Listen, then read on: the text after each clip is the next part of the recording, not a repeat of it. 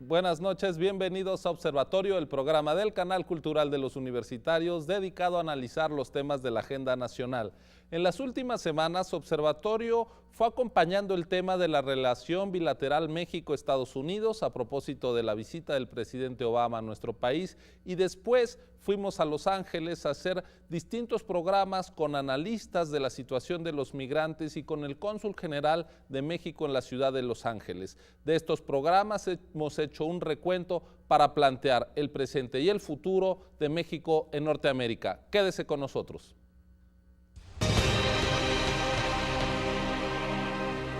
La compleja relación México-Estados Unidos a lo largo de su historia ha tenido altibajos y los temas de la agenda han ido modificándose. ¿En qué situación nos encontramos ahora? Vamos a ver la opinión que nos dieron los expertos convocados por Observatorio. ¿Cuál es tu diagnóstico inicial de este encuentro en México, Natalia? Sí, gracias por la invitación, Ciro. Sabes que yo creo que todo el mundo ha concordado en términos generales que esta fue una buena visita, que le salió bien al gobierno de México, que la prepararon con suficiente antelación. Hubo visitas previas de nuestros secretarios de Estado a Washington y en ese sentido el mensaje que Obama trajo a México fue un mensaje de, digamos, entrar en la lógica que el gobierno de México espera en la nueva era de la relación bilateral. Entonces, si pensamos que Obama enfatizó que la brecha entre México y Estados Unidos está disminuyendo, que es una relación menos desigual que antes, y realmente se compró el discurso de que hay una nueva historia que contar sobre México y que hay que romper los estereotipos que se tienen en Estados Unidos sobre un México atrasado, etcétera. Creo que Obama entró en esa lógica, le compró al gobierno de Calderón la idea de que se necesita esta nueva narrativa más optimista, de Peña, sobre una narrativa de un México que está despegando, que tiene un futuro muy promisorio, y creo que está participando el presidente de Estados Unidos en eso, y de alguna forma es un éxito para los formuladores de la política exterior de este lado. Hay una buena conexión inicial en los discursos de los presidentes, Leonardo. Hay también, digamos, elementos más tangibles, más allá del discurso, más estructurales, que permitan apuntar a una nueva era en la relación. Hombre, tangibles, así profundos, ¿no? Hay novedades interesantes, unas por supuesto en el discurso y otras por lo que se queda. Yo apuntaría de inicio que se queda la iniciativa Mérida, a pesar de que el gobierno mexicano había anunciado que su pretensión era plantear un nuevo paradigma en el combate a las drogas. Parece que en el plano bilateral claramente los Estados Unidos dicen, oiga, estábamos muy cómodos con el paradigma anterior, así es que ¿para qué lo cambiamos? Mantenemos la iniciativa con sus 4 grandes pilares. Dijeron, sí, vamos a escuchar al presidente de México que nos explique qué es esto de la ventanilla única, que creo que fue un tema muy importante en el, digamos, intercambio ya bilateral. La ventanilla única, que en efecto ha sido un tema subrayado, quisiera, digamos, para quien no está familiarizado con el tema de la relación bilateral, que lo pusiéramos un poco en contexto. Ya me salió lo tecnócrata a mí, la ventanilla única, como si todo supiera eso. No, yo creo que es un tema fundamental el hecho de que en el gobierno de Calderón las agencias norteamericanas tuvieron una relación muy cotidiana con sus contrapartes. Y esto le resultó muy cómodo, la DEA platicaba con su contraparte, el FBI ¿no? con la suya. Agencia a agencia. Fíjate que yo diría que muy fluido, pero siempre con esta actitud como de patronazgo, ¿no? De la agencia norteamericana. Yo le voy a decir a usted cómo van las cosas, ¿no? La CIA, todo.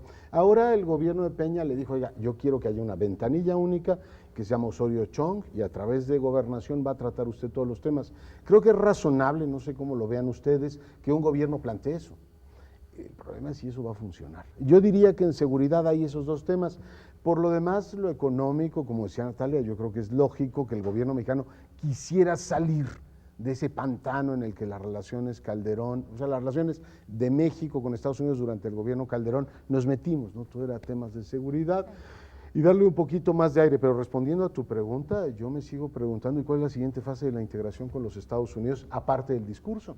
un foro en el cual participarán distintas secretarías de Estado e incluso empresarios para hablar sobre la competitividad, para hablar sobre la posibilidad de exportar más y mejor desde América del Norte como región hacia el resto del mundo. Esta es una parte de la agenda. Es prácticamente imposible, creo yo, ya me dirán, desligar las prioridades, los énfasis de la agenda internacional de lo que es tu propia agenda doméstica interna de desarrollo.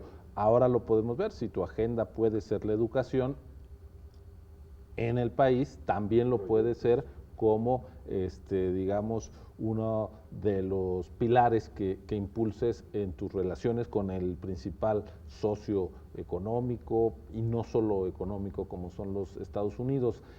Fue la agenda no internacional lo que necesariamente estuvo equivocado, Leonardo, sino la propia agenda nacional o la pérdida de brújula de administraciones anteriores lo que nos dio a su vez malos resultados en la agenda. Bueno, me lo pones complicado. Yo diría que esto que decía Natalia es muy útil y además qué bueno que lo subraya, la aplicación de ese poder inteligente hacia México. Hay que recordar que después de México fue a Costa Rica y mandó un mensaje a toda América Central. Es importantísima.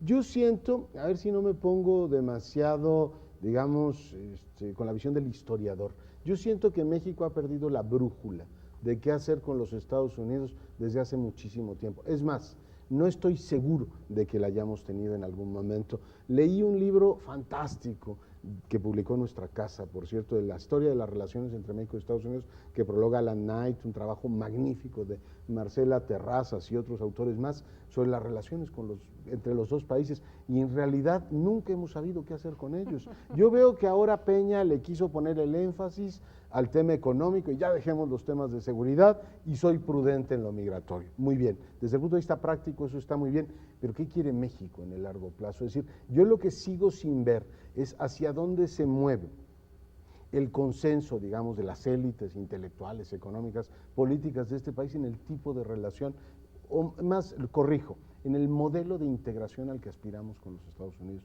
Yo oigo a los turcos que te dicen, oiga, yo aspiro a hacer esto. Oigo a los brasileños que te dicen, yo quiero la Comunidad de Naciones de América del Sur. Es decir, todos los países tienen más o menos claro qué hacer con sus grandes potencias. Ahora oyes Europa decir, en realidad tenemos que reequilibrar el eje atlántico porque estos señores del Pacífico van muy rápido. Yo sigo sin ver, te lo digo francamente, no el tema de la brújula, la estrella polar de hacia dónde se quiere mover México. Yo creo que el país tiene que reconocer que demográficamente estamos integrados con los Estados Unidos y eso debe mover, por lo menos milimétricamente, el discurso tradicional de las élites políticas, que sigue reproduciendo aquello de que hay que cuidarnos de los Estados Unidos. En fin, yo creo que hay que cuidarse, pero también formular de una manera más clara el tema de la aspiración nacional, hacia dónde se mueve México, porque lo demás queda en pues, una lógica burocrática, de le empujamos un poquito más aquí, le empujamos un poquito más allá. Yo tengo la sensación de que visto en un proceso de largo aliento, la democratización en México de alguna forma sí nos acercó desde el punto de vista de la cultura política a Estados Unidos. O sea, la idea de que hay un conjunto de instituciones republicanas, que existe la división de poderes, que el Poder Judicial no hace lo que el presidente dice que haga, que existe una sociedad civil que se tiene que organizar y tratar de incidir en la cosa pública, etcétera.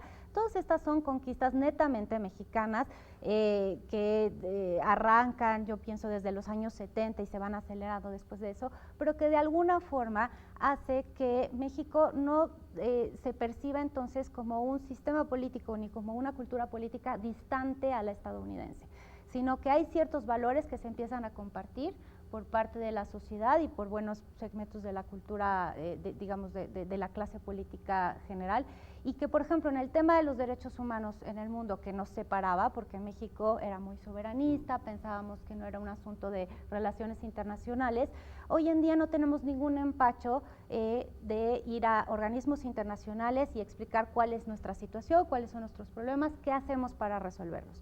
Y creo que desde ese punto de vista se quitó un estorbo en la relación México-Estados Unidos y culturalmente nos acercamos también, ¿no?, en la base. En primer lugar eso, y en segundo lugar el cambio de modelo de desarrollo de una economía de sustitución de importaciones cerrada a una economía que pretende exportar como un motor de crecimiento económico, pues también hizo una convergencia de intereses con Estados Unidos, ¿no? En tanto mercado de fuente de inversiones, etcétera. O sea que realmente en el muy largo aliento creo que hemos visto a lo largo del siglo XX un acercamiento entre México y Estados Unidos en casi todos los temas. Y creo que México sigue siendo cauto, y me parece bien que lo sea, en algunos temas como son los temas de defensa, los temas de no hacer ejercicios militares conjuntos entre las dos naciones, mantener una cautela. ¿Dónde se debería ser más agresivo o más ambicioso en plantear la relación a largo plazo, ¿no? Yo creo que hay que pensar qué tipo de relación queremos con ellos. Es decir, si queremos crear la gran comunidad de América del Norte, como dice Pastor y como dicen otros, bueno, digámoslo, o sea, es parte de la lógica de la construcción, digamos, supranacional. Lo que tienes es que decirlo.